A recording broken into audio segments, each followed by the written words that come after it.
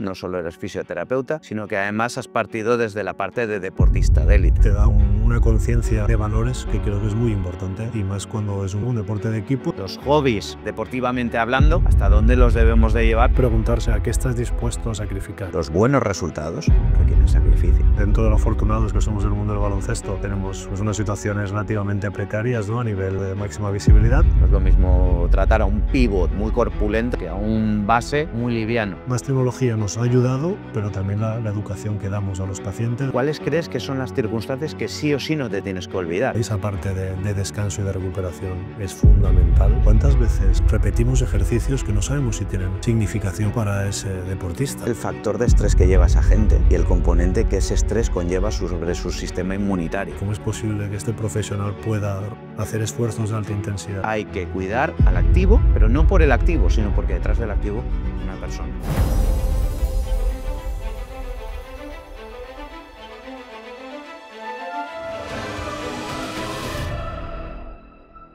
Hola, buenos días. Estamos en un nuevo episodio del podcast Piratas del Dolor. Hoy damos la bienvenida a un invitado muy especial, Jordan Sospedra, un compañero y amigo que lleva una trayectoria espectacular, con una visión muy integral de lo que es el ejercicio terapéutico, el tratamiento por medio de fisioterapia y cómo eso nos ayuda a tratar a los pacientes que sufren de dolor crónico y a prevenir ciertas lesiones.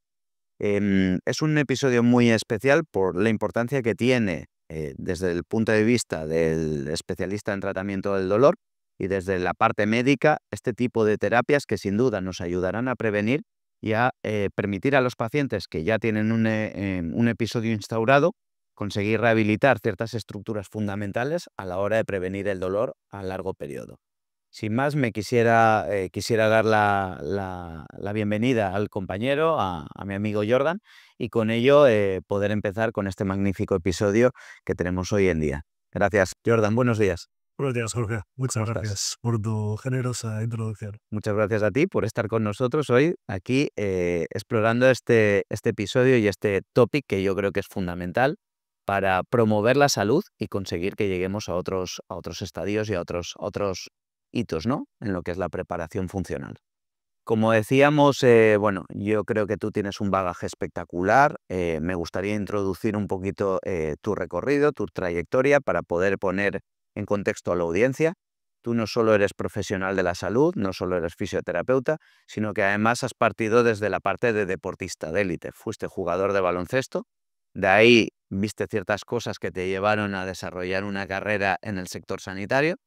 Y eres licenciado en Ciencias del Deporte y la actividad física, también máster en fisioterapeuta deportiva, máster en osteopatía y fisioterapeuta. ¿Qué es lo que más o menos, cómo fue tu trayectoria, cómo pasaste de ser jugador de élite de un deporte como es el básquet a un profesional sanitario tan completo? Pues mira, Jorge, al final creo que es un recorrido que mucha gente se puede ver identificado, ¿no? Tú juegas un deporte que se te da más o menos bien, pero tienes conciencia de que tu recorrido es el que es, que no vas a poder dedicarte a largo plazo a vivir de ello, ¿no? También tenemos, pues, dentro de lo afortunados que somos en el mundo del baloncesto, pues unas situaciones relativamente precarias, ¿no? A nivel no top, no de máxima visibilidad. Y bueno, creo que de forma natural uno se da cuenta de eso y sabes que cuando llega el final de tu etapa formativa hay que tomar una decisión. Si sigues peleando o guerreando por las pistas, que o ya te enfocas y te vuelcas en esa etapa profesional que empieza y que es el primer gran paso, creo que a nivel de crecimiento personal y profesional. Entiendo que es difícil, lo ves con jugadores de baloncesto. En España tal vez tenemos más cercanía con el fútbol, ¿no?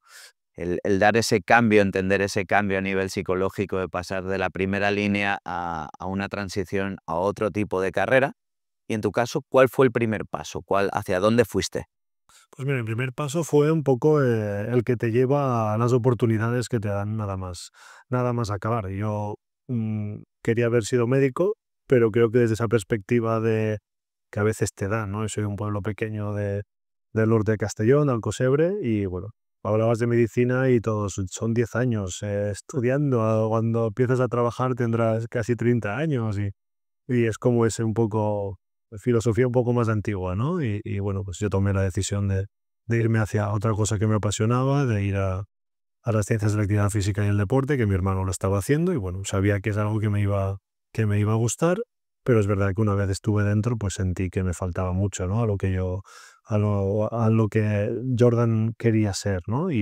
Pues circunstancias, era la misma facultad aquí en Valencia, hacían la de fisioterapia y probé a ver esto de la fisio que era. Todo esto lo hiciste ya siendo jugador. ¿Eras jugador de básquet o luego a posteriori? No, no es mientras estaba jugando a baloncesto, O sea, toda la vez.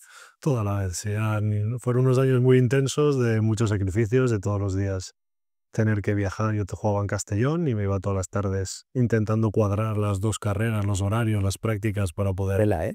para poder sobrevivir, y en época de exámenes era complicado verme el pelo si no estaba en la biblioteca, vamos. En las concentraciones no había mus, no había tute, había libros, ¿no? Había muchas bromas de compañeros que se iban a tomar algo post partido y el que se quedaba allí era el pringao, ¿no? Que estaba estudiando en ese momento, pero bueno, muy contento de haberlo hecho, porque eso al final te da la posibilidad de nada más terminar, pues una serie de oportunidades y de opciones de trabajo que, bueno, es donde empieza todo, ¿no? Desde la primera oportunidad que se te ofrece, obviamente las condiciones pues eran las que eran, pero había que empezar, había que romper mano y introducirse en un mundo que, como todos, llega siendo un junior, una persona que acabas la carrera muy joven, con mucha ilusión, con mucha energía, pero que, bueno, estás muy verde en muchos aspectos que, bueno, el tiempo y la experiencia es lo que te hace madurar.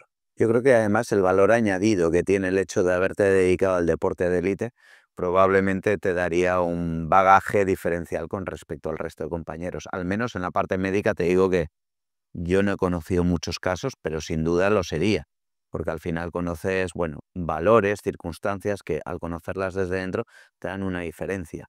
¿Cómo fue esas primeras etapas? ¿Qué crees que desde el deportista de élite has podido traer directamente a lo que es la práctica clínica en esas primeras etapas y ahora una vez ya más consolidado? Sí, yo creo que al final estar en el deporte de élite te da una conciencia de valores que creo que es muy importante, y más cuando es un deporte colectivo, un deporte de equipo en el que te basas en el apoyo de los compañeros, te basas en que tu resultado dependa también de ellos y viceversa, y ese nivel de responsabilidad y de exigencia que te ofrece el tener que estar en ese entorno, creo que es básico y fundamental para después poder trasladarlo al resto de situaciones, tanto en la vida como a nivel profesional.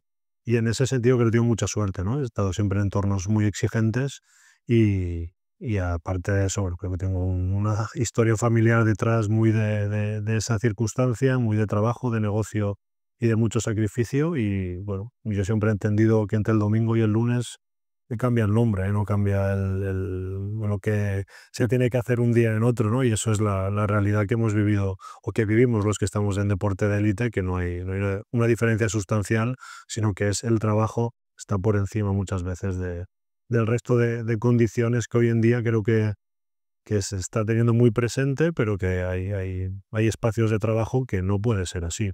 Un hospital, por ejemplo, si vemos a nivel médico, ¿qué diferencia hay entre el domingo la atención y un martes, no? Pues es un poco lo mismo, ¿no?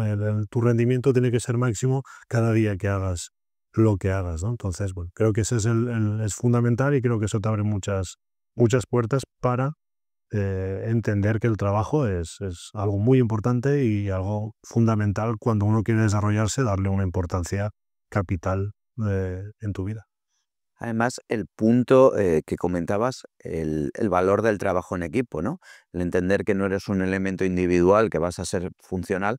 Yo creo que en deportes de equipo lo tenéis muy internalizado y que eso es un poquito la filosofía sanitaria o al menos la que debemos alcanzar en estas nuevas etapas de la asistencia, ¿no? No es lo mismo la asistencia hace 20, 25 años que a día de hoy, que sin duda para alcanzar un buen tratamiento hace falta que te metas en un equipo. Creo que esos valores probablemente son muy comunes, ¿no? Deberían de serlo, porque creo que al final nos hacen mucho mejores a todos el poder trabajar de verdad en equipo y no en estar en un espacio compartido, que creo que hay una diferencia abismal, es bajo mi punto de vista fundamental. Y haberlo vivido y experimentado desde el deporte, creo que te da una conciencia de eso y una confianza, una reducción del ego, que es algo muy importante, ¿no? Dentro de un entorno de equipo. básico para que todo fluya y para que al final todos estamos por y para los pacientes, para entender, mejorar y saber cómo abordar una patología, y eso, cuanto más cabezas, más ojos estén pendientes, creo que el resultado debería ser mejor. Más opiniones al final. Totalmente. Al final el tema es encontrar lo mejor, ya sea tú, yo, conjunto, el de enfrente, el nutricionista, el podólogo, no sé. Creo que eso es un poquito la filosofía y el alcanzarlo es el punto. En cuanto a la etapa de lo que es puramente la parte del trabajo en los clubes de básquet y en la selección española, ¿cómo crees que ha evolucionado esa asistencia sanitaria de tus inicios a ahora? Haznos un poquito, profundiza, ¿no?, sobre esa individualización del tratamiento. Entiendo que al final no es lo mismo tratar a un pívot muy corpulento, ¿no? No voy a poner nombres, sino que a un base muy liviano, porque al final la fisionomía de cada uno de ellos es diferente, el tipo de explosividad es diferente. Bueno, esto lo intuimos los que de alguna manera nos gusta el deporte, leemos, pero bueno, ya sabes que el periodismo muchas veces por el camino se quedan cosas. Me gustaría que profundizáramos ahí un poquito y luego eso cómo a nivel sanitario lleva a tratamientos que a día de hoy, pues bueno, ya puede ser que lleguen al gran público. Por supuesto, al final la individualización es básico y es algo que creo que en los últimos 15, 20 años en el deporte surgió, ¿no? Y en España creo que hubo una figura muy significativa en esto, que fue a nivel de baloncesto Pau Gasol, que fue de las primeras personas que tuvieron un preparador físico personal a tiempo completo para él, un fisioterapeuta a tiempo completo para él, y empezar a invertir en algo tan igual lógico, tan natural como que le puede dar más rendimiento, alargar su carrera, tener una trayectoria más larga y al final tener un éxito más prolongado, cuidar su herramienta de trabajo que es su cuerpo. Y ese razonamiento tan básico, creo que años atrás era estaba muy sesgado o estaba muy limitado, ¿no? Y creo que eso en los últimos 15 años, 20 incluso, creo que ha sido el cambio de chip que ha habido en muchos deportistas que obviamente a nivel eh, más alto se lo pueden permitir y pueden tener a esas figuras, y ahí es donde hemos entrado progresivamente pues profesionales a darles ese soporte y esa especificidad que necesita cada uno. Como tú decías, no es lo mismo tratar a un jugador de 120 kilos que uno de 80, uno que tiene que dar X saltos al día, otro que tiene que tener máxima velocidad en desplazamiento, y eso es básico a la hora de ver tanto su biomecánica como su nivel de esfuerzo a nivel nutricional, a nivel de recuperación, y bueno, creo que todas las terapias que han ido implementándose durante los últimos años, que ha sido creo que un boom muy importante tanto en medicina como en la parte de recuperación. Que no es lo mismo al final tratar a Shaquille O'Neal que a Stephen Curry, ¿no? Al final es muy diferente. Por supuesto, y hay que entenderlo así, hay que entenderlo que sus esfuerzos, sus tiempos de recuperación, su proyección al medio y largo plazo debe de ser diferente, y sus estructuras sufren de una manera más que otras. Y ser capaz de prevenir todo eso, creo que ha sido la clave, como estamos viendo hoy en día, jugadores que sus carreras antes, a partir de los 30, ya empezaban a ser veteranos y ahora a los 33, 34 aún están en su prime muchos y alargan carreras cerca de los 40 años, incluso algunos superdotados por encima, Lesón. que eso era impensable. Y tú ves jugar a LeBron y dices, sí, tiene 40 años este hombre. Pues bueno, creo que eso es el resultado de todo lo que se ha ido cociendo por detrás a nivel de salud y lo que lo que está por venir, ¿no? Has hablado de un concepto que creo que es brutal, que es la prevención. ¿Cómo desde el deportista élite habéis entendido ese concepto preventivo? No tanto el ir al problema una vez ya instaurado y tratar el problema, sino prevenir y cómo carreras que han conseguido ser muy largas, probablemente, no quiero ser absoluto porque no lo podemos saber, porque no hay un comparativo, sin embargo, han conseguido carreras muy prolongadas, con pocas lesiones y supongo que tenga mucho que ver con este equipo que te adapta a la alimentación, te adapta a la biomecánica, te adapta al ejercicio y lo individualiza cada una de las etapas de tu carrera, que creo que es otro punto importante. Me gustaría entender la posibilidad de que eso llegue a la gran población, ¿no? El no tanto esperar a que el problema tengas 50 y algo años, ¿no? Y empieces ya a tener tus problemitas, sino el cómo podemos empezar a hacer análisis individualizados para decir, oye, tú tienes ciertos condicionantes, deberías hacer ciertos ejercicios para conseguir una vejez adecuada. Creo que ese punto podría ser muy potente, ¿no? Desde el punto de vista de un deportista o un profesional que trata al deportista de élite, llevarlo al mundo mundano, ¿no? Creo que siempre ha sido el gran hándicap, ¿no? El económico, el cuánto cuesta hacer estas pruebas, cuánto cuesta tener ese control y ese seguimiento. Al final que te hagan analíticas periódicas, que te hagan estudios biomecánicos periódicos, hacer estudios electromiográficos para ver cómo trabaja a nivel muscular tu cuerpo, qué ejercicios son más adecuados, menos, ver umbrales de rendimiento aeróbico, anaeróbico. Bueno, son cosas que hace unos años eran, creo que, impensables a la población de a pie. Bueno, creo que cada vez hay más opciones y más posibilidades y han nacido más proyectos con esa orientación de poder ayudar a todo el público y poder llevar toda esta tecnología y todo este conocimiento al público. Em, lo que sí que creo que es súper importante es entender ese nivel de educación que creo que cada vez va creciendo, ¿no? Que el problema cuando te ha llegado llegas tarde ya. Necesitamos ese trabajo de prevención y esa capacidad que tiene la tecnología de ayudarnos a prever em, que eso suceda. Por lo tanto, em, más tecnología nos ha ayudado, pero también la educación que damos a los pacientes, al usuario de a pie, y entender que hacer las cosas con sentido te da mucha más garantía de que tu éxito y tu rendimiento y tu salud a medio y largo plazo sea mucho mayor. ¿Cuáles son los básicos? Es decir, si tú tuvieras que decir, oye, mira, tengo un paciente em, de 40, bueno, en mi caso 41, y empieza a notar teclitas. Es decir, ¿cuáles crees que son las circunstancias que sí o sí no te tienes que olvidar para un análisis de tu posturología, de tu condición física y para conseguir alargar esa vida útil de nuestro cuerpo, ¿no? Y la necesitas sí o sí la parte de entrenamiento de fuerza, que no eso estamos a día de hoy en un consenso bastante importante. Veremos cómo cambia con el paso del tiempo los consensos, que ya sabemos cómo funcionan, pero esa parte de fuerza es básica, esa parte de descanso y de recuperación es fundamental. Y a partir de ahí analizar que según el ejercicio, el deporte que puedas hacer, ver el control de cargas que uno lleve, porque creo que Biomecánica, ¿no? ¿Entiendes?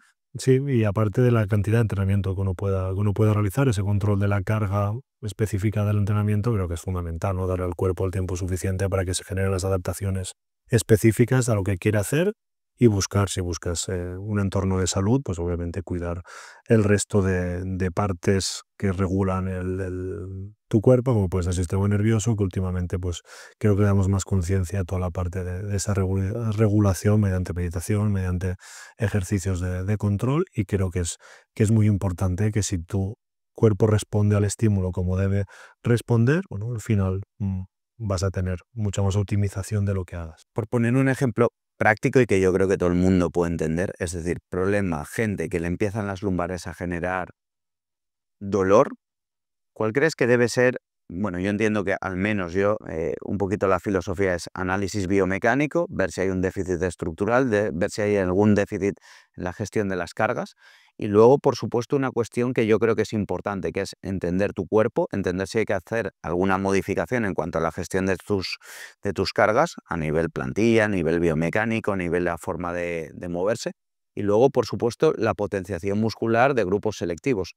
¿Cómo crees que ahí el profesional es tan importante? Porque muchas veces yo creo que tendemos a pensar, voy al gimnasio, hago la pauta la tabla que he visto en YouTube, que bueno, yo creo y peleo de forma activa en el hecho de que el profesional, al menos en esa etapa inicial, es fundamental en el análisis de cuál es tu condición física, porque es que no es la del de enfrente, es la tuya, es las circunstancias que de alguna manera tú tienes en relación a si tienes una hernia de disco, tienes una hipertonía de un músculo, con una sobrecarga mantenida sobre el glúteo medio y una debilidad de los multífidos, que son músculos muy profundos de la columna, y que el glúteo medio está haciendo un trabajo adaptativo para, de alguna manera, responder a la infrautilización de esa musculatura.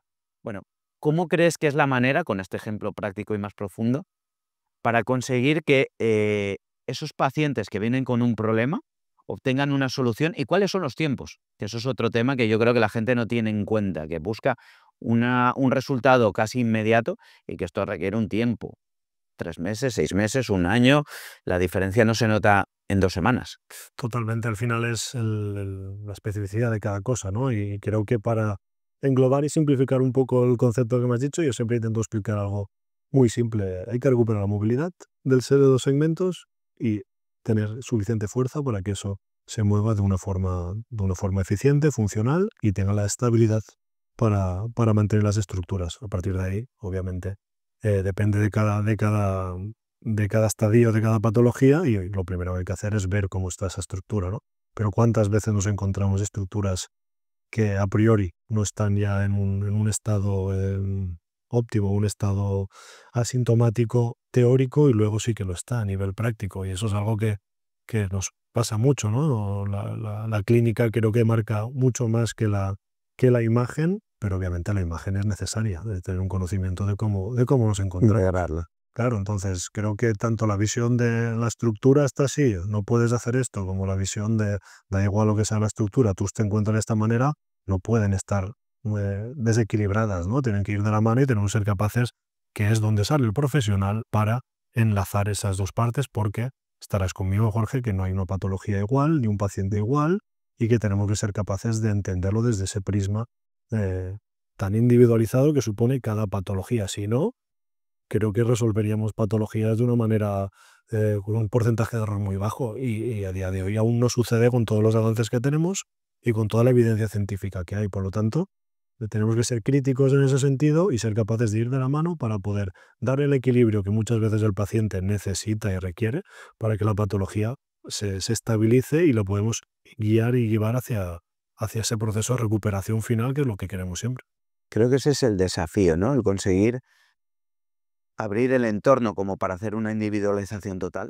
Y te vuelvo a la parte del básquet. Es decir, os habéis encontrado, que entiendo que allí los recursos no es un problema, porque al final, pues bueno, estáis en un contexto de élite y más a día de hoy en la selección española, pero os habéis encontrado casos que os sorprendan, es decir, circunstancias que digas, voilà, es decir, aquí tengo una dismetría, una falta de adaptación de tal musculatura, porque entiendo que al final los cuerpos a veces, dentro de su imperfección, funcionan correctamente, ¿no?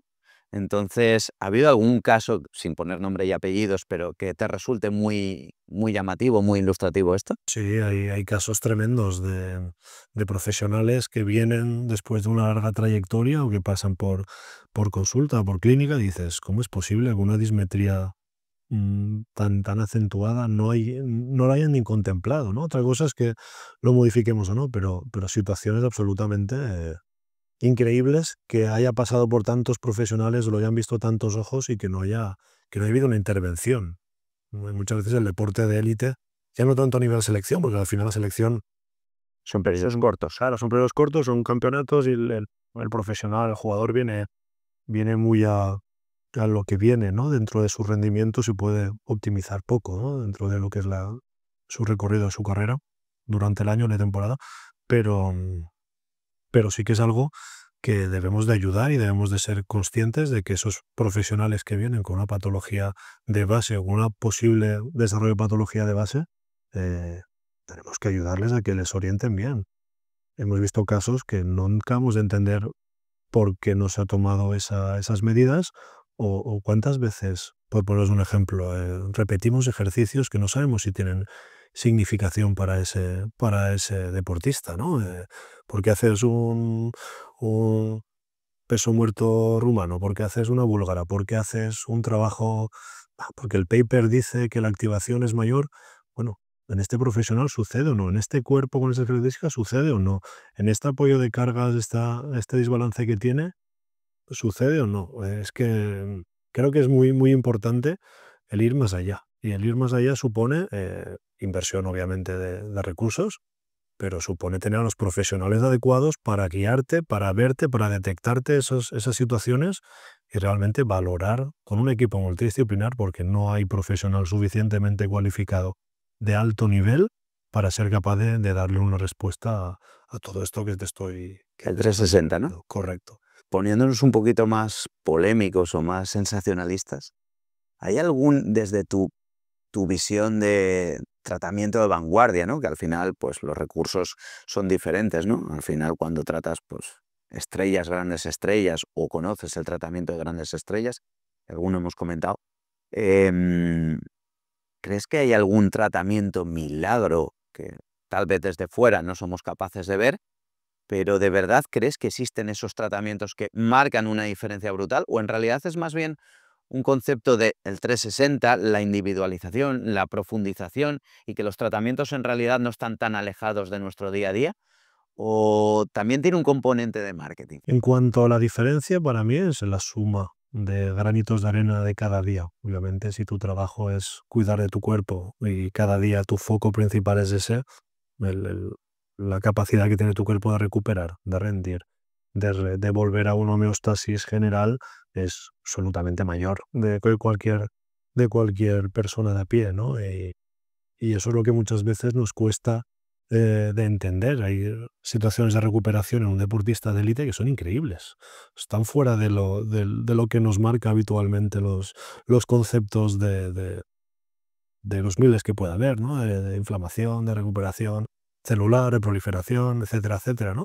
Y es que eso sucede, y no sucede por arte de magia, sucede desde un trabajo continuo, desde una suma de 3 4 tratamientos al día, desde una recuperación adecuada, desde una alimentación indicada para ese individuo, y ser capaces de darle, en los momentos de necesidad, darle lo mejor, que es un poco lo que creo que te referías en la segunda parte de la pregunta, ¿no?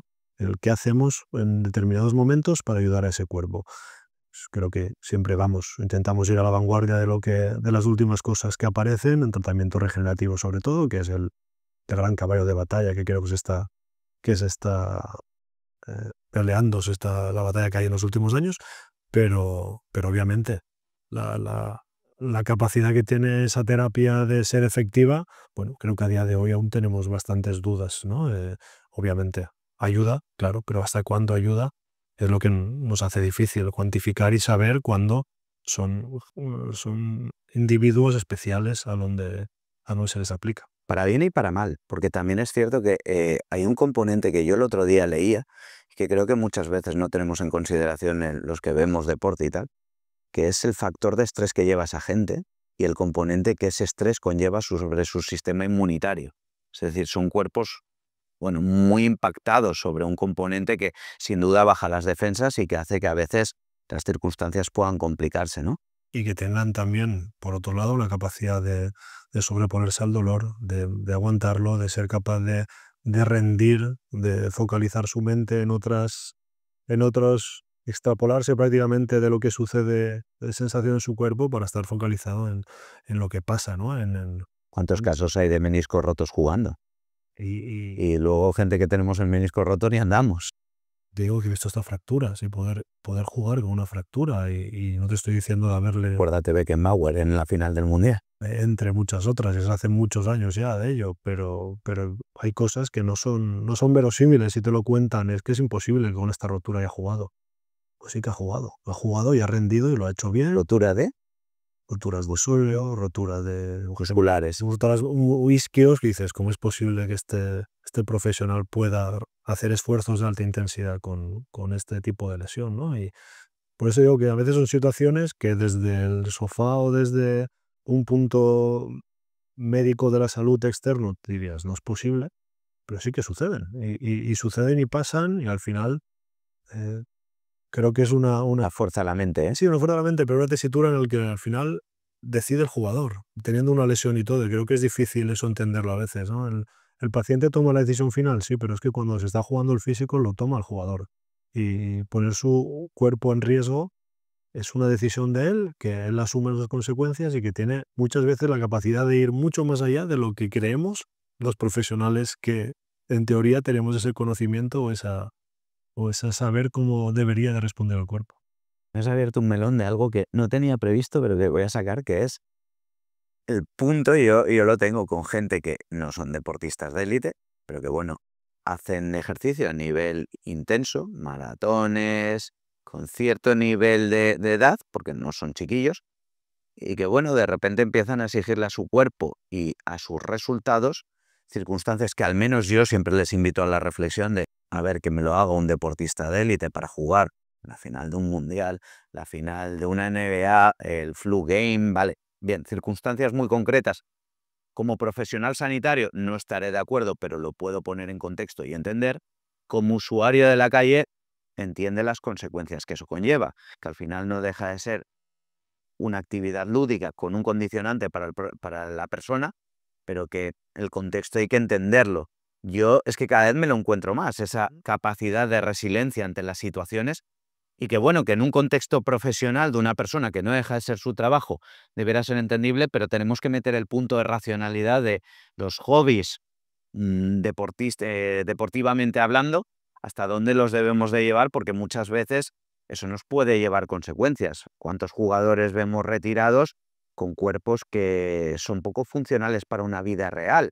Que bueno, que en el contexto del profesional, que bueno, ha solucionado su vida, puede tener su lógica, pero en el contexto de la persona, que no deja de ser una actividad lúdica, a veces hay que entender que el proceso evolutivo te lleva a, oye, a lo mejor esto ya no lo puedo hacer. ¿Cuántos casos vemos continuamente aquí en la misma ciudad de Valencia corriendo maratones o haciendo esfuerzos altísimos que planteándote desde un modo más racional no tendría demasiado sentido, ¿no? Ni correr esas distancias, ni llevar un proceso de entrenamiento para ser capaz de conseguir ese objetivo y luego el mantener eso en el tiempo, creo que es lo que al final más puede condicionar tú. Hay que saber evolucionar Claro, con tu cuerpo. correcto, Lo que hacías con 20 igual no lo haces con 45. eso es, y no estás preparado para estar continuamente ejerciendo ese estrés al cuerpo, ¿no? Y creo que es lo que debemos de intentar educar a los usuarios, que obviamente el que le haga la máxima ilusión de su vida porque se lo ha prometido a quien sea. Sí mismos la mayor parte de las veces. Que ojo, no decimos que no se haga, que no se haga deporte. Ese no es el mensaje. No.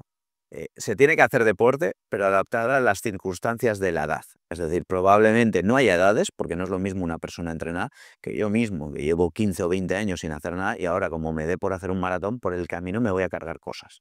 Entonces creo que de alguna manera hay que adaptar las circunstancias al periodo evolutivo. A lo mejor retornas, mi caso de nuevo, retorno después de muchos años, tengo que bajar kilos, tengo que ponerme en forma, potenciar musculatura, ejercicios de fuerza y tal vez con todo ello pueda hacer algo, a lo mejor no los 40 kilómetros, pero es una cuestión de análisis y de dejarse llevar por los profesionales. Eso, yo creo que al final es el asesoramiento, creo que humano y del profesional va a estar por encima de cualquier incluso tecnología que pueda estar apareciendo ahora y creencia, que muchas veces cuando uno va madurando cree que ya entiende más su cuerpo, que cree que entiende su rendimiento, pero hay muchas partes que no las entendemos, ni los propios profesionales que nos dedicamos a ello.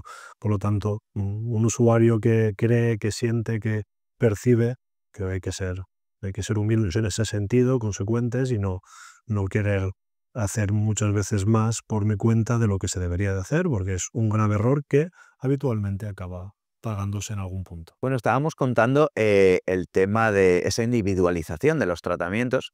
Me gustaría que me contaras alguna anécdota que has tenido así como profesional, que bueno, has tratado yo creo que a gente de muchos lugares, de muchos países, y que bueno, seguro que has tenido experiencias en otros ámbitos y bueno, diferencias con respecto al mercado americano que supongo que existan todavía, al mercado NBA, ¿no? Y a nivel de preparación, a nivel de profesionales sanitarios, y alguna anécdota que nos puedas comentar de, bueno, de casos que creas que, oye, mira, este tuvo tal rotura, le hicieron este proceso. ¿Cómo crees que ha sido ese proceso de recuperación? Yo te cuento bajo la experiencia que he tenido. Creo que al final el paradigma un poco más de los americanos, que son pues muy particulares, muy, muy, muy suyos, ¿no?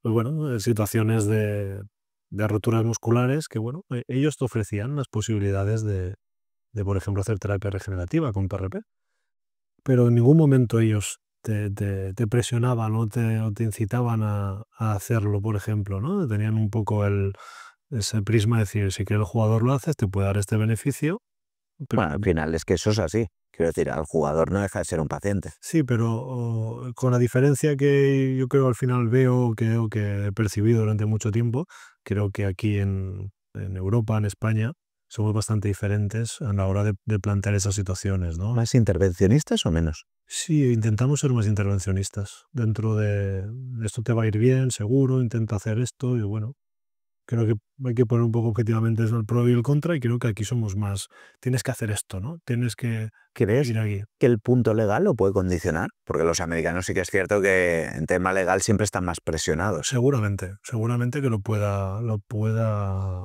Dirigir, ¿no? pueda dirigir, sí. Pero es verdad que, por ejemplo, ¿no? Por ponerte más situaciones de ejemplo, ahí hay una filosofía de apertura de los espacios a nivel profesional. Tú puedes ir con un jugador, ¿no? O puedes estar ayudando a X entrenador o lo que sea, ahí te abren las puertas para que estés con ellos, para que puedas ayudar, que al final es un poco la perspectiva que se tiene. Si este jugador tiene a este profesional de referente, abrámosle las puertas, hagamos que se sienta bien, hagamos que nos sume a lo que nosotros no tenemos o no llegamos a alcanzar con esta persona, por H o por B. Eso es independientemente. Serán mejores, peores profesionales, que en eso podríamos debatirlo largo y tendido, ¿no? Pero creo que es esa perspectiva o esa visión de altura de miras, de decir, ¿qué es lo mejor para nuestro activo? Que esté lo mejor rodeado posible, con las mejores manos posibles.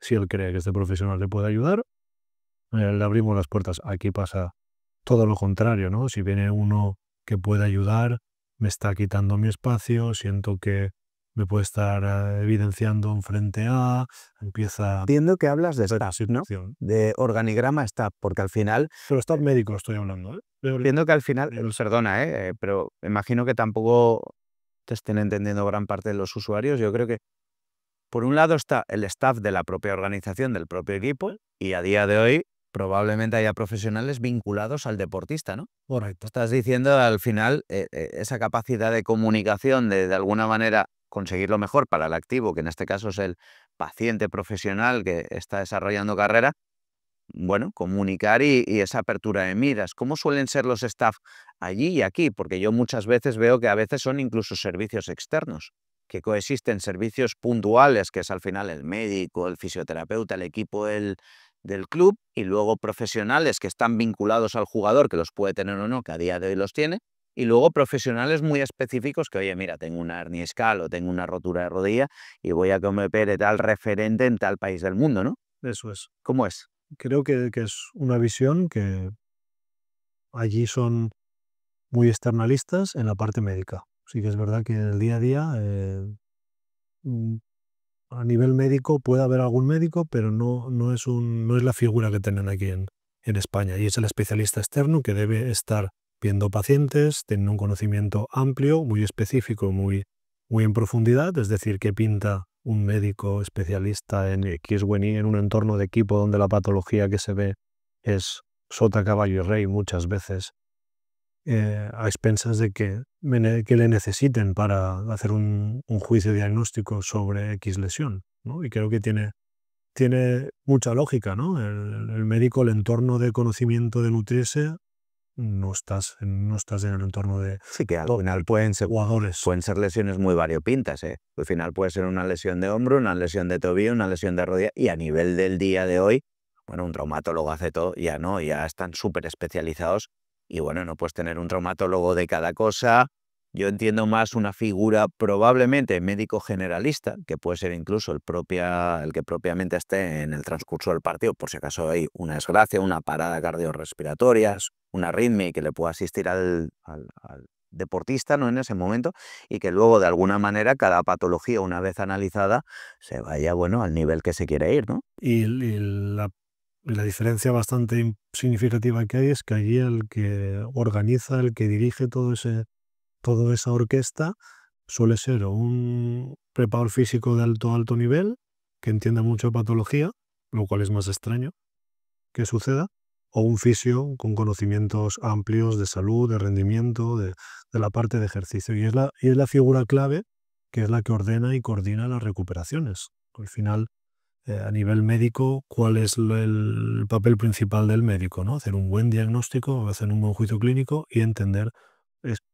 descubrir qué sucede con ese jugador. Aparte de ahí, los procesos de recuperación, creo que el conocimiento lo tiene mucho más el resto de áreas, ¿no? Y creo que aquí aún se tiene un poco esa figura del médico como el que tiene que acabar y empezar todo, ¿no? Y Y creo que no es lógico que eso suceda porque una cosa es el estatus que pueda tener uno a nivel de formación o fuera pero un entorno de equipo es mucho más funcional y mucho más razonable que sea así, ¿no? Uno diagnostica, uno prevé unos plazos, quien lleva a cabo y quien consensúa eso para que suceda sea la parte activa de la recuperación. Y eso es algo que allí los americanos creo que lo hacen mejor que aquí. En cambio, hay muchas otras cosas que podríamos tumbarles, ¿no? Pero que son filosofías o identidades de ven aquí, ayúdanos siempre que puedas, tienes las puertas abiertas, ¿qué podemos hacer más? Y aquí es que no venga nadie a ver Sí, más cerrados. si el profesional que viene me está evidenciando los que tenemos aquí en el club, a ver si no piensas con el jugador en el foco. Claro, te lleva a que muchas veces grandes profesionales no puedan estar en esas estructuras porque no tiene cabida alguien que quiera desarrollarse y quiera crecer, que quiera tener un criterio clínico, una capacidad de ir más allá cuando tu entorno busca un poco la supervivencia, ¿no? Más allá de lo mejor para el jugador, lo mejor para que el rendimiento suyo esté al 100%. Pues bueno, creo que son entornos o ecosistemas que se van generando que creo que son muy mejorables aquí en nuestro país. Al final eso yo creo que les permite acceder a diferentes profesionales. Hablábamos de alguna estrella de COVID cuando venía a Europa a hacerse ciertos tratamientos.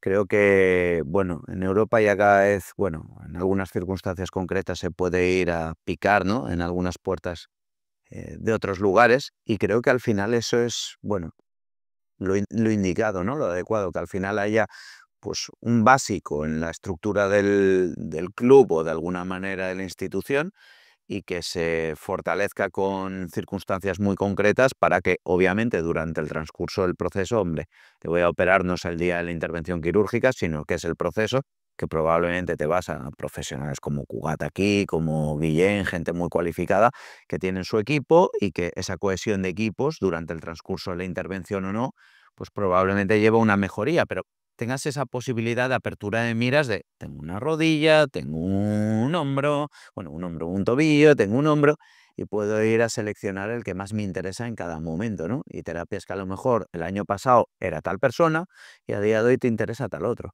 Y creo que eso es una diferencia, ¿no? ¿Hay algún caso que te recuerdes que tú digas, esto creo que marcó una diferencia brutal? Así a nivel de lo que es patología, tratamiento. Yo es que recuerdo varios, la verdad es que yo soy más de fútbol que de baloncesto.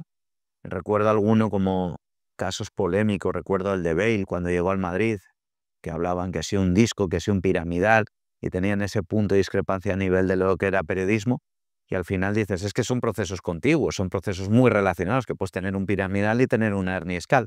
¿Recuerdas alguno a nivel de baloncesto que pueda ser ilustrativo? Sí, recuerdo casos de ir más allá a nivel de recuperación de una lesión, ¿no? Es decir, con un caso de cruzado, por ejemplo, que dices, vale, vamos a operar la jugadora, se ha roto el cruzado, segunda vez, vamos a reintervenirla, ¿no? Y yo recuerdo que cuando se estaba un poco valorando a ver quién iba a hacer esa reintervención, creo que había una diferencia abismal de escuchar a unos doctores o a otros, ¿no? El planteamiento y el porqué, ¿no? El por qué se tiene en cuenta la inclinación de la meseta tibial a la hora de poder hacer esa reintervención, intentar reducirla para que no haya una recidiva.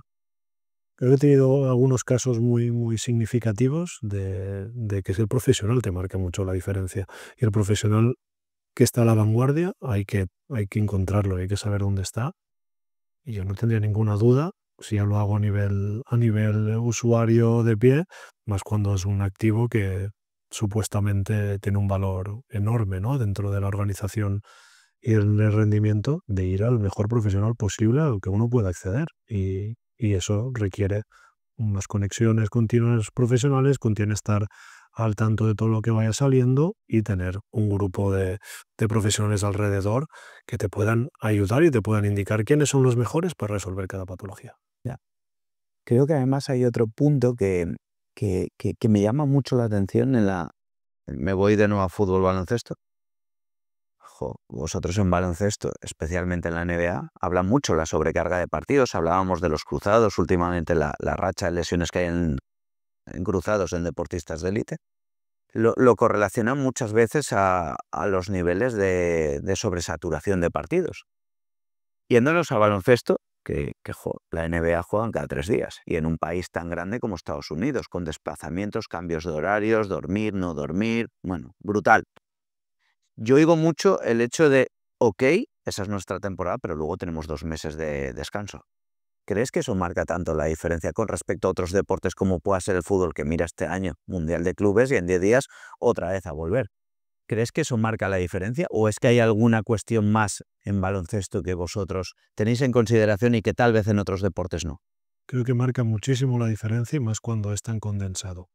A día de hoy, si lo extrapolas a Europa, ya no hay diferencia de carga de partidos. Incluso hay muchos jugadores que si llegan a parte final y más el año que viene, que aún creo que se alarga más la cantidad de partidos, estás igualando esa barbaridad que hacían en este calendarios, ¿no? Ese calendario de niveles de carga.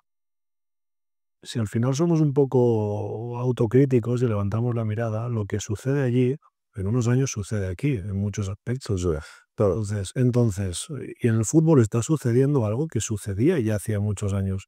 En el modelo de negocio igual más rentable como es la NBA, al final Es de donde beben, ¿eh? no nos equivoquemos, que eso es la base de lo que sucede después, ¿no?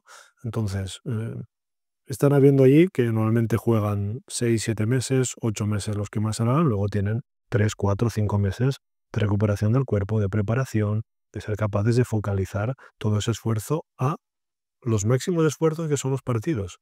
Y a nivel de cultura europea, tú escuchas a un entrenador y le dices que no vas a entrenar y entra en cólera, ¿no? Aquí se ha entrenado mucho siempre, se ha tenido una preparación de los partidos y de las semanas con unas estructuras totalmente diferentes allí, y eso es algo que ya ha cambiado en los equipos punteros y que va a seguir evolucionando y cambiando en el resto. Y lo mismo va a pasar a nivel de fútbol, que obviamente los esfuerzos, sabemos que los de fútbol no son equiparables a los de baloncesto, su tiempo de recuperación es mayor y demás, pero para eso tiene una plantilla de 24 jugadores, 25 o los que vendrán, Que no pueden jugar siempre los mismos. van ampliando, y ahí es donde creo que tenemos que ser conscientes los profesionales de la salud y adaptarnos a un nuevo paradigma que va a suceder o que ya está aquí. No nos puede pillar, en bragas porque ya está. Entonces, toda esa casuística que sucede de lesiones, obviamente tiene un gran impacto por una sobrecarga, ¿no? de partidos. A partir de ahí, preparémonos para que eso se reduzca. Si tú sumas al final de la semana la cantidad de carga a un jugador en entrenamientos que se puede suceder tradicionalmente en Europa a la que tiene solo jugando partidos, tu riesgo va a disminuir, sabiendo que los periodos de competitivos son menores a los que son de entrenamiento. ¿Cuántas horas te pasas entrenando a una intensidad alta? No, a la intensidad de competición, que eso no se puede simular de ninguna manera más que en el momento de competición. Te puedes acercar pero no simular. ¿Cuánto tiempo de alta intensidad con un riesgo de lesión medio alto puede tener o la exposición un jugador que juega partidos, uno que entrena y juega partidos? Creo que es la reflexión que hay que hacer, y a partir de ahí hay que adaptar en todos los niveles para que los jugadores, que son los principales afectados y creo que son los que dentro del entorno los que menos se quejan, y creo que son los que ponen su cuerpo en riesgo, y cada vez vemos más lesiones un poco inexplicables dentro de un entorno biomecánico y de salud, y dices, ¿cómo es posible que este jugador rompa cuando está con toda la preparación necesaria? Está cuidado desde hace Estamos más evolucionados que nunca. nunca. ¿Y por qué sucede esto, no? ¿Por qué no somos capaces de prevenir roturas de Aquiles, roturas de cruzados? Creo que también el mensaje muy potente es que desde los servicios médicos, los servicios sanitarios de los clubes, de las selecciones, deberían vincularse con los jugadores que están pidiendo auxilio. De alguna manera, con sus declaraciones, los entrenadores a veces también con respecto a los calendarios, y priorizar la racionalidad. Es decir, o el calendario se acorta y entonces hay unidad A, unidad B, como has comentado, plantillas largas, y no siempre, y el entrenador lo ha de entender, que no siempre tienen que jugar los mismos, no por cuestiones de rendimiento, sino de salud, porque a veces ponen en peligro la salud. Y yo creo que el deportista ahí es poco egoísta, es capaz de generar riesgos para su salud Yo he leído en los últimos tiempos intervenciones que van a condicionar el envejecer de ciertos deportistas por acortar plazos de 2, 3 meses, que al final dices, no eres consciente de la vejez que vas a tener por ese gesto, por una menistectomía en vez de una sutura meniscal, que eso te va a condicionar una artrosis de rodilla y que te vas a acordar cuando tengas 55 años. Que se lo pregunten a algún deportista ya jubilado que dice que es terrible su vida. Entonces yo creo que desde los servicios debemos imponer un poquito más el criterio, es decir, hay que cuidar al activo, pero no por el activo, sino porque detrás del activo hay una persona. Entonces, de alguna manera, tenemos que entender esto. Hay que dar plazos de descanso y montar el modelo de negocio como os dé la gana. Hay que priorizar unidad A, unidad B, hay que priorizar tiempos de descanso. Acordémonos, Jordan volvió de jugador de béisbol, hizo una adaptación en un verano, que cambió el cuerpo, pero eso es porque tuvo tiempo. Porque realmente con las unidades que tenemos aquí en Europa, ¿cuánto tiempo pasa desde el final de una temporada hasta el inicio de la pretemporada siguiente? Escasísimo e insuficiente. Y volviendo a la reflexión del peso, ¿no? Que creo que debería tener el servicio médico dentro del área biomédica, ¿no? Que es ahora el sanitaria, la nomenclatura estrella dentro del entorno deportivo. Creo que en Estados Unidos eso lo hacen bastante mejor, el tener capacidad de limitar los minutos de los jugadores, el decir que no juega un Acuérdate jugador. de Jordan en Last Dance. Tienes 20 minutos para jugar. Que pongas como te pongas. Sí, sí. Eso creo que aquí en filosofía europea, o no solo europea, sino el resto del mundo, creo que el entrenador tiene un peso como si tuviera que decidir todo, pudiera decidir todo. Y creo que sobre el criterio médico solo puede decidir el jugador. Y ese es el Por encima del médico. tercio. Del médico, el profesional sanitario. Sobre el criterio médico solo puede decidir el jugador. Y aún así el jugador, si tú lo Lesionas. explicas, si tú le das argumentos de peso, la mayoría entran en razón y la mayoría te dan. Es que, por desgracia, yo a veces los veo autoexigencias niveles y como te digo, no ser conscientes de a dónde van. Bueno, cuántas finales ves de gente jugando y que se retiran al minuto 15 que tú lo sabías, que decías, es que es imposible. Yo recuerdo Diego Costa en la final de la Eurocopa, ¿no? ¿Fue? ¿O dónde fue? No, ya no recuerdo. No recuerdo qué partido era, pero que minuto 10 estaba roto. Y dices, es que, bueno, te puedes ir a hacer lo que te la gana. Te has roto hace 10 días. Es inviable a nivel médico que esto vaya adelante. Y entiendo que el profesional médico que de alguna manera ha tomado esa decisión diría, esto no va a funcionar. Y al final el jugador yo creo que de una manera poco egoísta toma decisiones que luego para el largo plazo no son adecuadas. Totalmente. Y yo lo entiendo también, ¿eh? Yo he sido Sí, en la pero otra parte, he estado en la otra parte y dices, tú quieres jugar. Y si me dicen que tengo alguna posibilidad de jugar, voy a intentarlo, voy a jugar. Y más cuando son momentos totalmente únicos, ¿no? En la carrera de un jugador. No te vas a perder una final de lo que sea, ¿no? Bueno, lo entiendo, pero ahí está los profesionales realmente de peso que tienen un valor muy importante, que son capaces de transmitir y convencer a los jugadores y tener esa confianza necesaria para gestionar esas situaciones que son muy, muy complejas y que tienen una cantidad de intereses y de presiones alrededor muy grandes. yo creo que el mensaje es que hay que cuidar al profesional, que con eso cuidaremos a la persona, es importante, y cuidar el activo y que desde nivel usuario seamos conscientes que detrás de esas personas, de esos profesionales, hay personas y que, bueno, de alguna manera también seamos comprensivos en la carga, que muchas veces cada vez queremos más, más, más, más, y más vale poco de calidad que mucho de baja calidad, ¿no? Está más que evidenciado. Un entrenamiento eficiente no es el que más entrena en volumen, sino lo que hace lo que le toca hacer en cada momento, porque cada adaptación tiene sus tiempos y tiene su orientación, y si tú eres capaz de entrenar bien, eres mucho más eficiente, correrás bastante menos riesgos que el que sobrecarga su sistema de forma continua. Y eso es algo tan simple como tan difícil de entender cuando muchas veces se entrena por entrenar o por sentirse que te has movido, que has hecho X o Y, y no tienes una orientación clara de cuál es tu objetivo del por qué entrenas.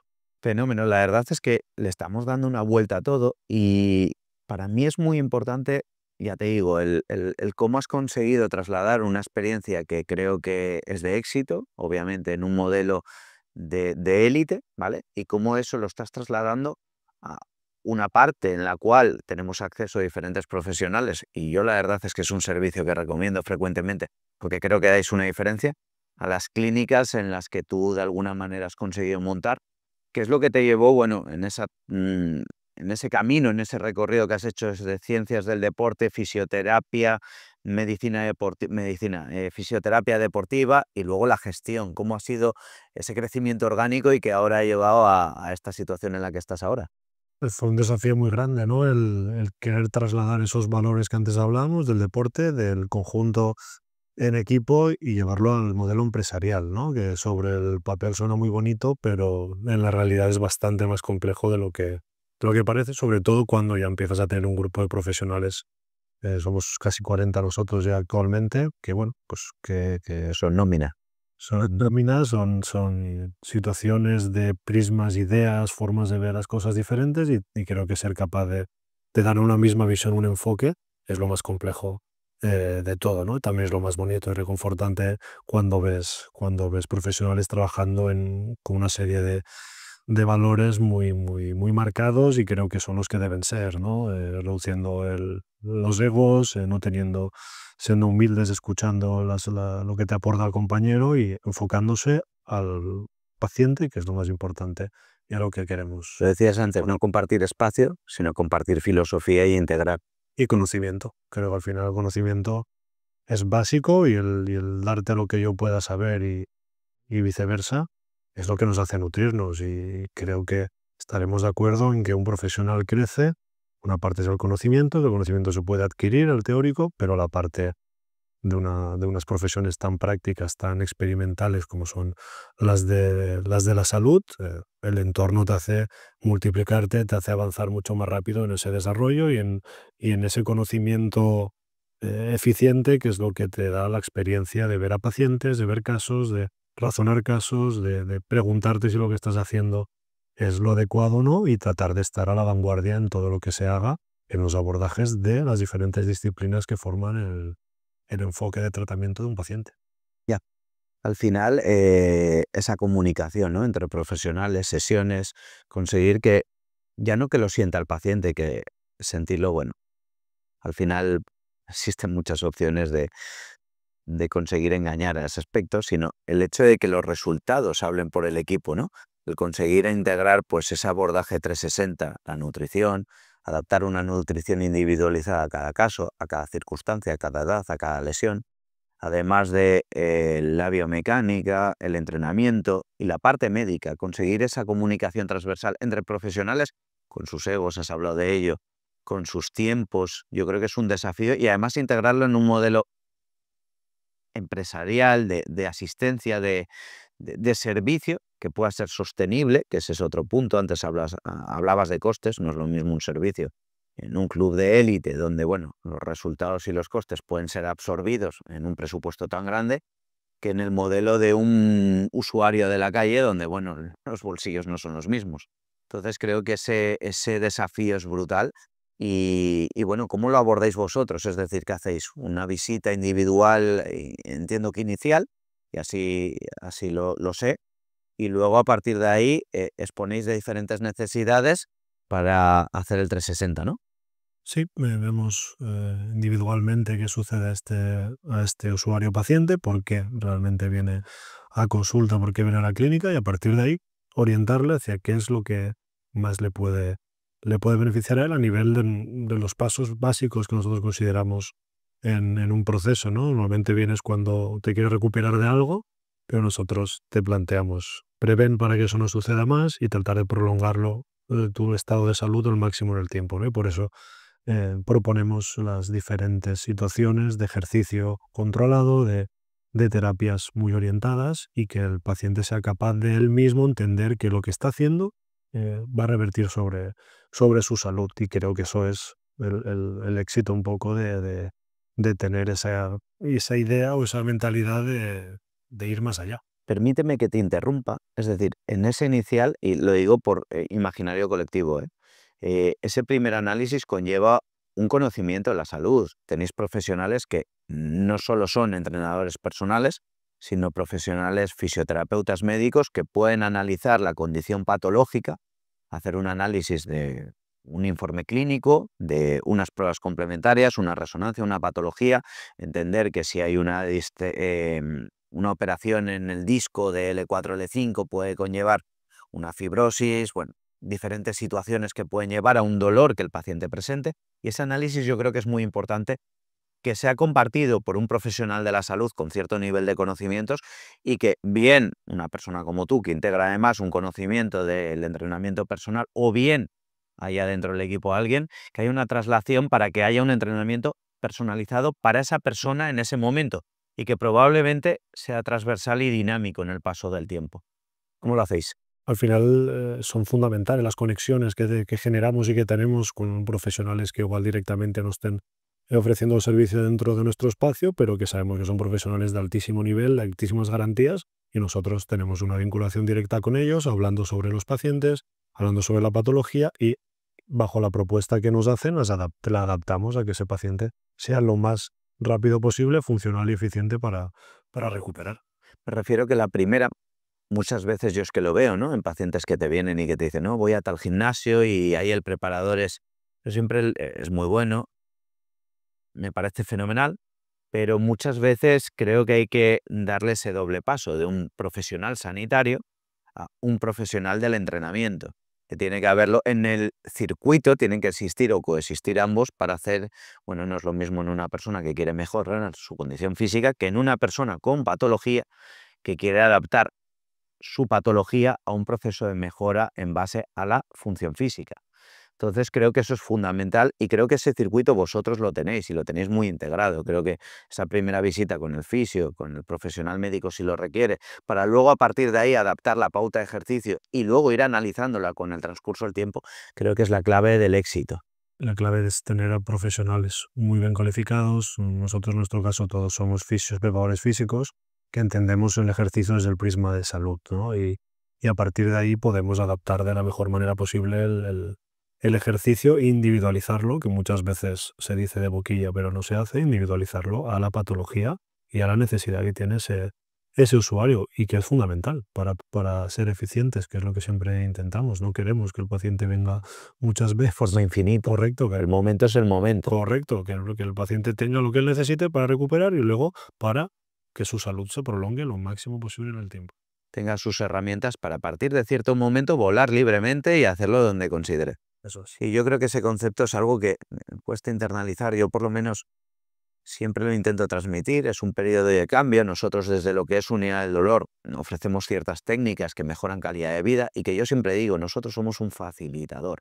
Ofrecemos una ventana terapéutica para hacer un cambio y evaluarlo a meses vista. Meses vista, que además debe acompañarse una serie de análisis, pues yo qué sé, un problema lumbar que haces una técnica duele menos y a partir de ahí te tiene que ver un profesional para ver si tienes que fortalecer ciertos elementos, si debes cambiar ciertos elementos a nivel biomecánico y una vez mejorado y eliminados los factores predisponentes, conseguir que bueno, el proceso terapéutico sea apoyado y esa duración de los resultados se vaya a años.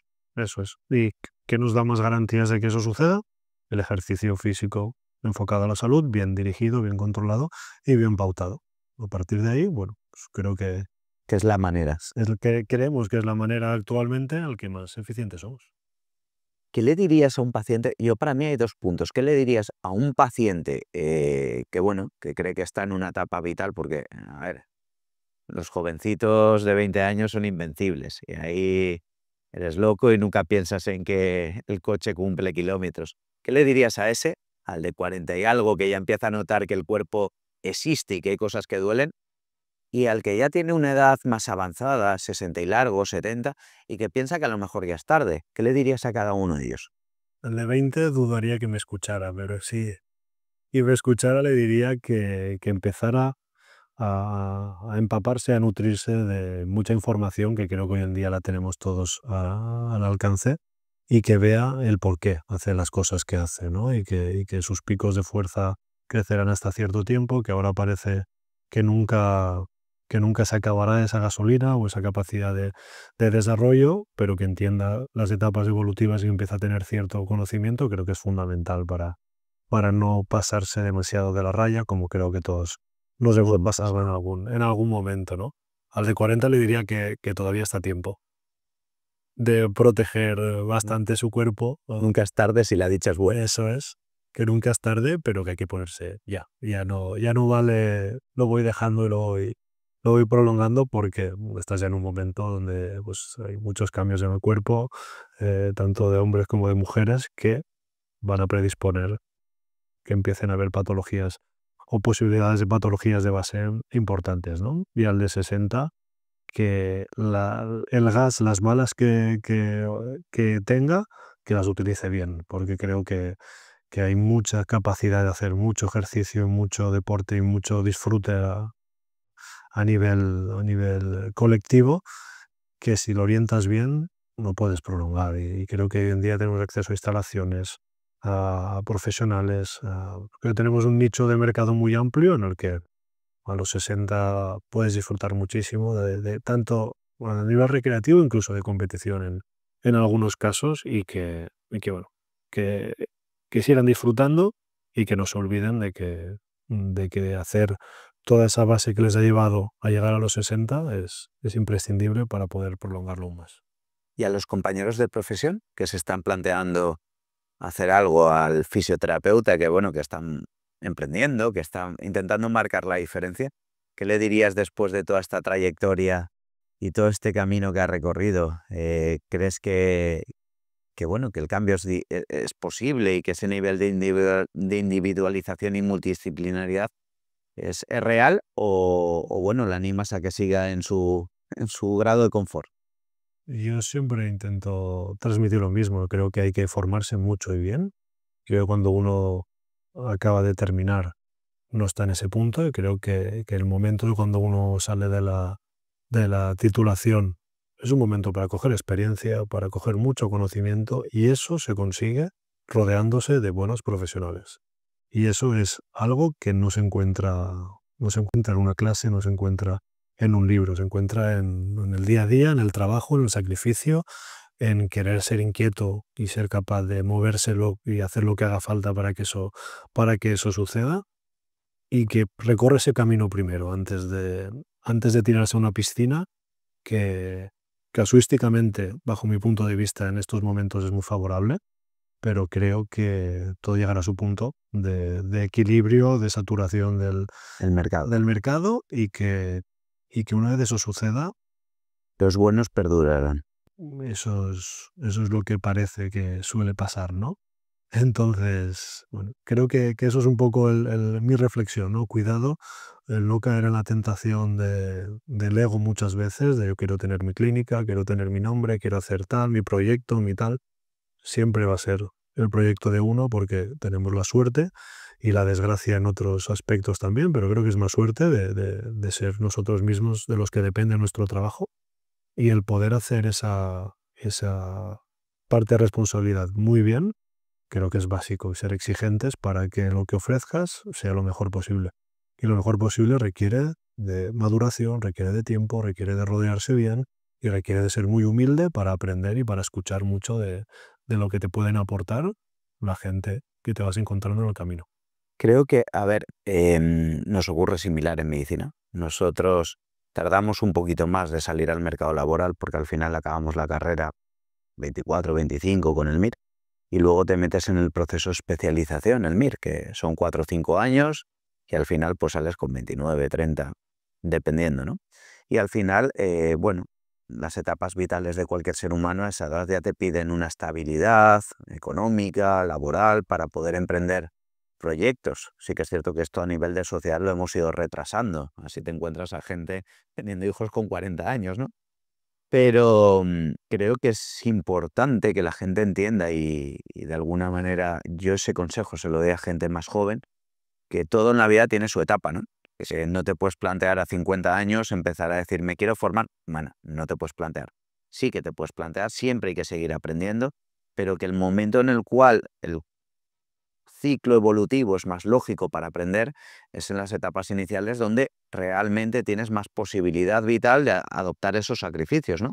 Con 28, 29 años, que puedes apretar el cinturón, largarte a Estados Unidos, formarte con uno, ir a Stuttgart que antes hablábamos, pues no sé, estar con gente referente, con lo básico, apretándote el cinturón y aprendiendo, y eso no te lo va a quitar nunca nadie, ese nivel de conocimiento quedará para ti y al final marcará la diferencia. Y yo siempre les doy ese consejo a la gente joven: fórmate, profundiza, estate con gente referente. Y ahora, porque es el momento, no te digo que luego con más edad no lo hagas, porque siempre tenemos que mantener esa querencia, ese nivel de intriga o de necesidad, pero creo que el momento clave es en los inicios para marcar una diferencia. Y qué tiempo de incorporarse al mercado laboral, salvo circunstancias muy concretas, siempre tenemos, ¿no? Y creo que hay que también preguntarse a qué estás dispuesto a sacrificar, ¿no? Para ello, que bueno, es algo muy recurrente, muy simple, ¿no? Pero es una realidad, ¿no? Esa reflexión que siempre hacía Kobe, ¿no? Que se levantaba más pronto para entrenar más veces que el resto. Ya, pero si el sábado y el domingo trabajas, vas incorporando bagaje, o si tienes capacidad de hacer, de llevar a cabo más oportunidades o más experiencias, tu bagaje va a incrementarse. Entonces, es que eso es fundamental para seguir llenando esa mochila que es la que al final te hace llegar a un punto de equilibrio o de madurez bien preparado, ¿no? Y, y eso es preguntárselo a uno mismo. ¿A qué estoy dispuesto a sacrificar para hacer eso? El éxito requiere sacrificio, Habitualmente sí. tanto en profesional como en personal. Al final, personalmente, trasladándolo a los pacientes, los buenos resultados requieren sacrificio. Y creo que es un mensaje muy potente que, bueno, que la verdad es que creo que puede ser el mensaje con el que nos quedemos hoy. Jordan, la verdad es que ha sido una charla, creo que brutal, y creo que nos ha dado varios consejos que pueden adaptar. De nuevo, bueno, muchas gracias, Jordan, por acompañarme y permitirnos a todos saber cómo has llevado ese conocimiento desde algo muy especializado a la realidad del día a día de muchas personas que, bueno, espero que en no mucho tiempo te puedan disfrutar no solo en Valencia y en Alcocebre, sino en muchos lugares de la geografía española. Muchas gracias a ti, Jorge. Gracias a todos por estar y bueno, es un placer y os esperamos en el siguiente episodio. Un abrazo a todos.